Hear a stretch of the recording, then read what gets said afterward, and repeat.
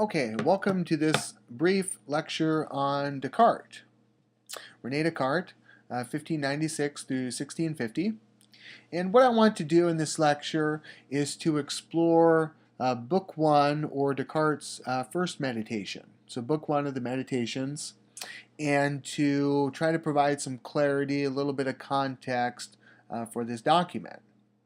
I'm not going to say a whole lot about Descartes' life because this information is in the textbook, but typically we refer to him as the founder or the father of modern philosophy. And what we mean by that is the fact that Descartes, or because Descartes effected a break from the past, because he wanted to start philosophy on new ground, he's earned the title of father of modern philosophy. In other words, with Descartes, a shift takes place, a shift in the development of philosophy. He rejects the old Aristotelian scholastic model of the universe in favor of the new scientific way of understanding the universe. And because many of our beliefs about the modern natural world go back to Descartes, well, he's earned that title as the founder or the father of modern philosophy. Descartes is classified as a rationalist, and I've already put up a video distinguishing continental rationalism from British empiricism, so I'm not going to say much on that now. I'll just refer you to the video. Descartes was more than a philosopher, however. He was also a brilliant mathematician. In fact, I think one would be safe to say that he was a mathematical genius. He developed many ideas within geometry and algebra that laid the foundation for Newton's discovery of infinitesimal calculus.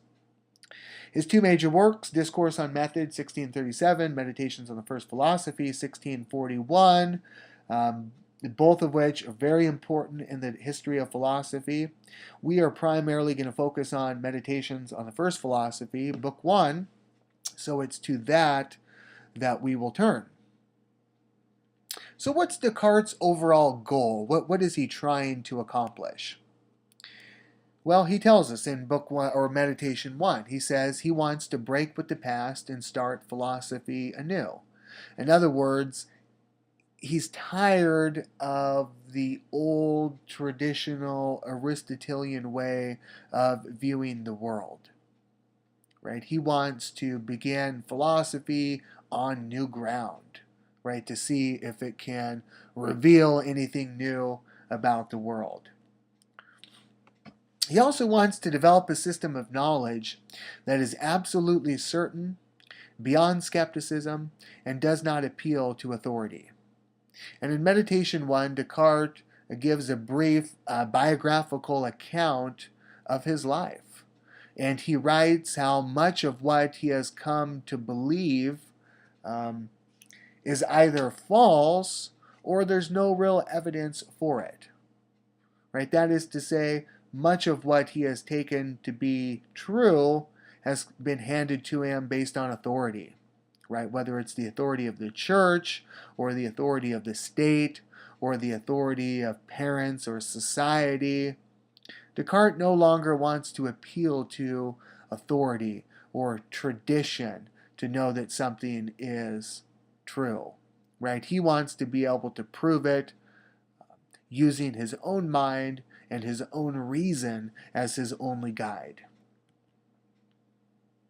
Lastly, we can say that Descartes' goal is to establish one connected universal science with one universal method.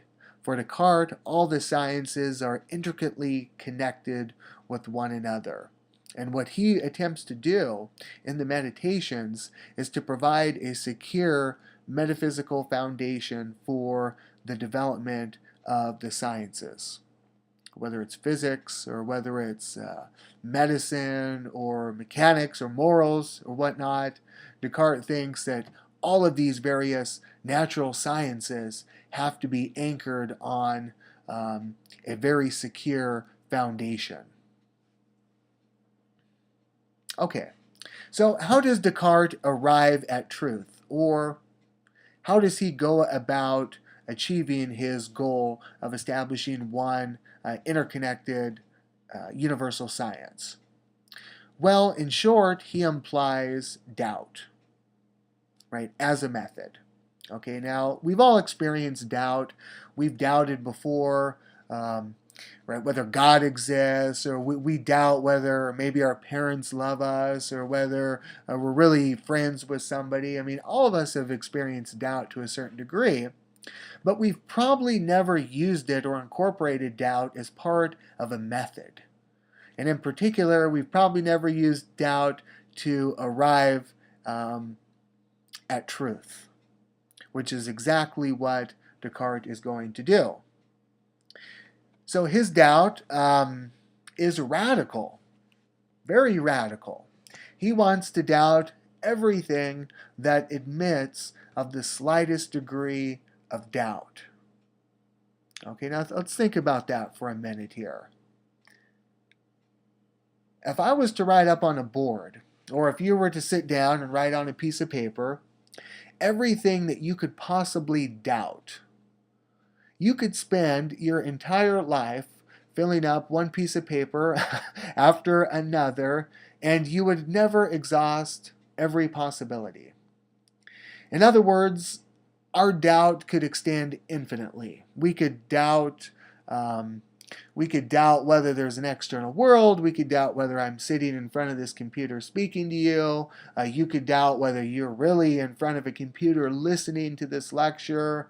I could doubt that blue's a color. I could doubt that basketball's around me. We could doubt anything and everything that we could think of.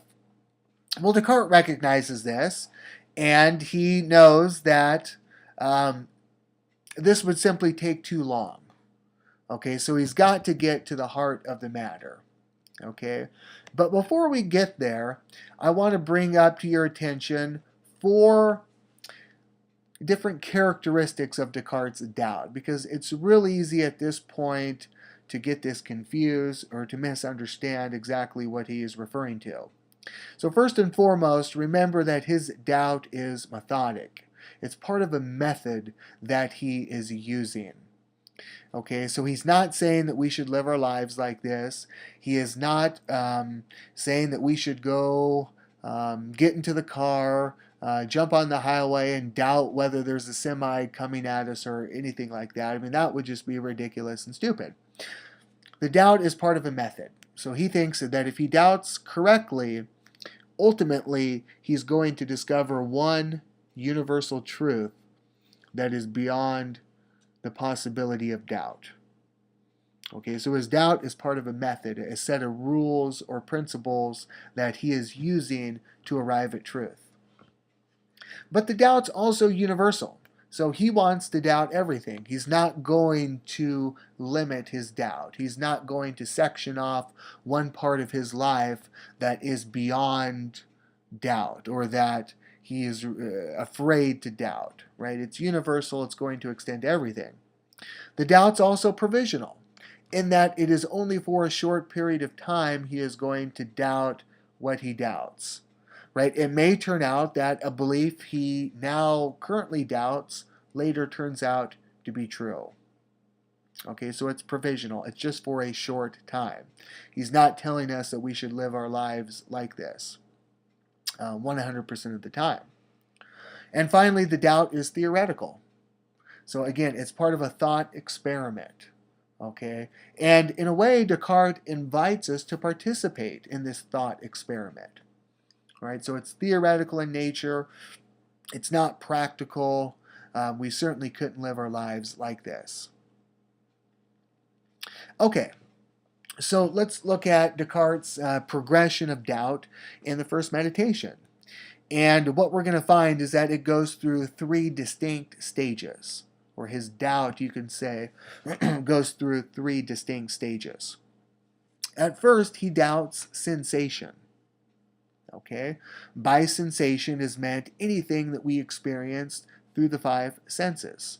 So seeing something, tasting something, hearing something, touching something, smelling something. All of these would be various activities that we associate with the 5 senses. Yet we all know that the senses can be very deceptive, right? The senses often deceive us. For example, how many times have you been in the shower and you think you hear your phone ringing only to check your phone and find out that no one has really called you? Well, that would be a case where your senses, or the sense of hearing, has deceived you. Or maybe you see a figure at a distance, and based upon the figure's shape and characteristics, you conclude that it's one of your friends and that you know this person. However, upon getting closer to this person, you realize that they're a complete stranger. You've never seen them before in your life. That would be another example, another case of how the senses deceive us. Okay, and there's numerous cases, right? We could talk about different mirages or hallucinations. There are tons of different ways that the senses can deceive us. So Descartes asked the question, if the senses have deceived us in the past, which they have, why should we trust them in the future? Right? Isn't it possible that right now we could be deceived? So I'm having a strong sensation of sitting in front of the computer, but is it possible that my senses have been misinformed? That they're misinterpreting really what's going on right now? Well, surely it's possible, right? If we can point to cases in the past where I've been deceived, well, then surely right now it's at least possible that I'm also being deceived by my senses. Okay, so what Descartes wants to do is to take every belief that's built upon sensation and say, well, because we've been deceived in the past, I can no longer trust these current sensations to be true. So let's take this one step further. Think about the various sciences, the natural sciences that are built upon sensation, right? Astronomy, chemistry, right? Physics, biology, all of them to one degree or another are built upon sensation. So if Descartes is going to doubt the senses, then he also has to doubt the very academic disciplines that rely upon the senses. Okay, so this is how Descartes goes about doubting everything. He doesn't doubt each specific belief. He simply groups together every belief that's based upon sensation, and with one swoop, he denies that those disciplines or beliefs are true. So that's stage one of Descartes' doubting progression, you could say. Stage two is the dream stage. Descartes asks the question whether we've had dreams that are so real we think them to be true.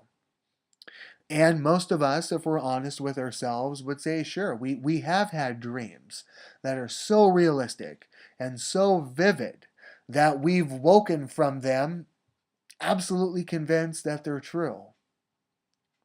Well, Descartes asked the question, if that's the case, then how do we know we're not dreaming right now? Can I really be absolutely 100% confident that I'm not dreaming?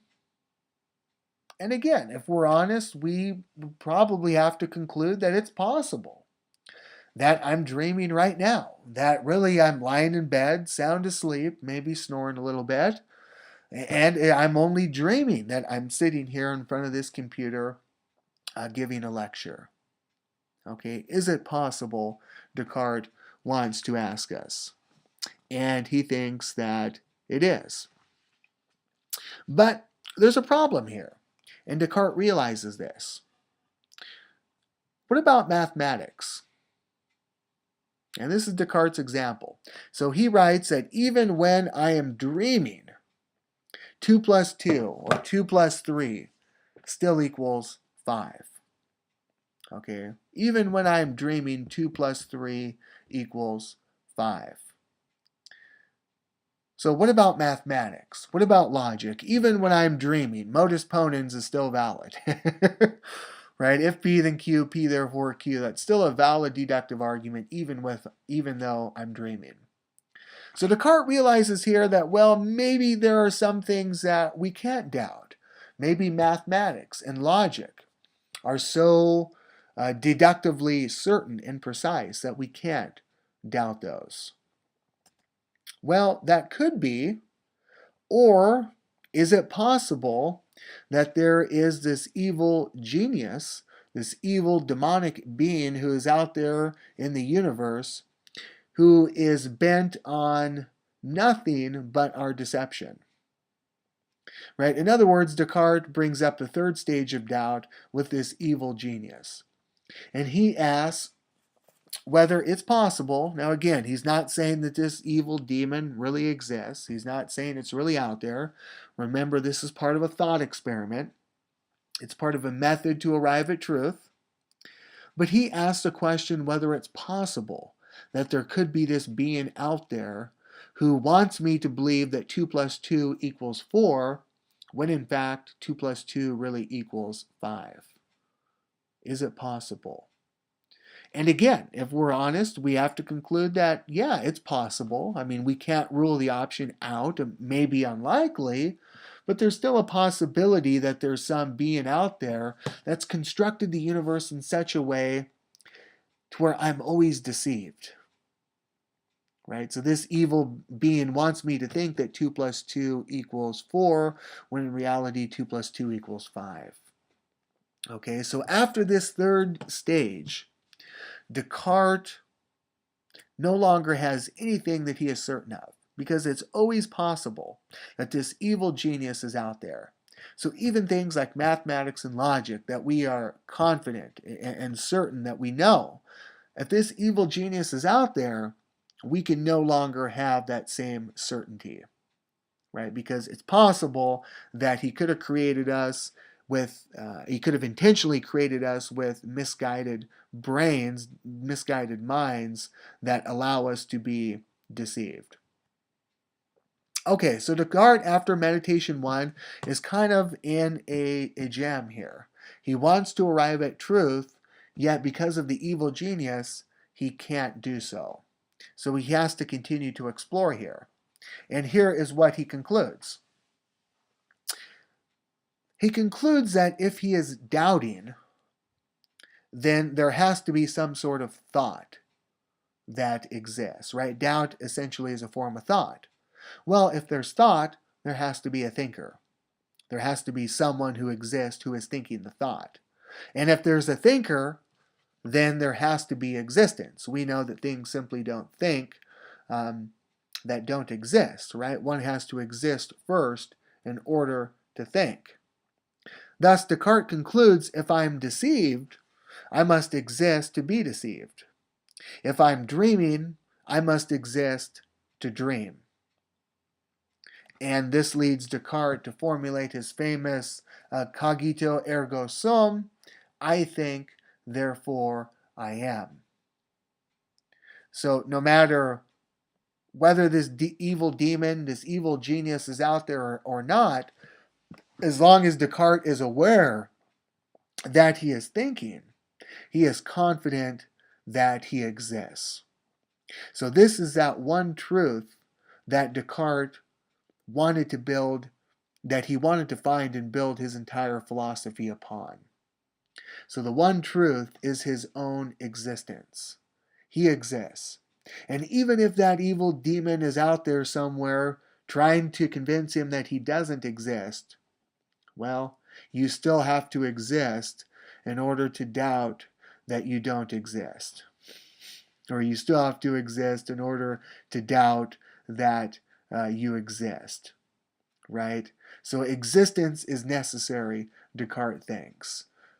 So the I am, the I think, is that one truth that Descartes has found. Okay, we'll stop here. I'm going to save what is the I that exists for a future lecture. I hope this provided some clarification, a little bit of context regarding that first meditation. It can be a little confusing, so I hope this helps you out. Let me know if you have any questions. If not, I will see you next time. Thank you.